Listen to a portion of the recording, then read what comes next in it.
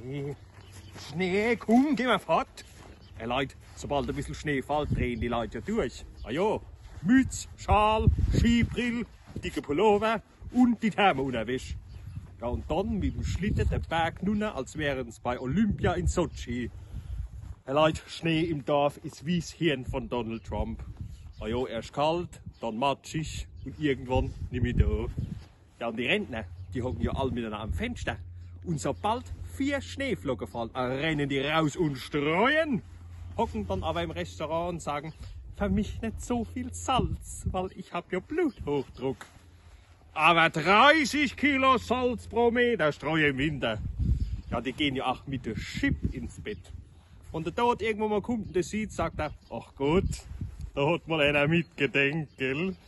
Ja, im Winter bin ich wie mal Trauwe, gell.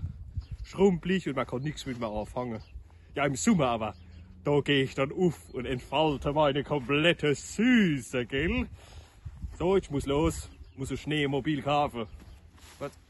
Nee, nicht zum Räumen. Nee, ich fahre damit die Schneemänner um.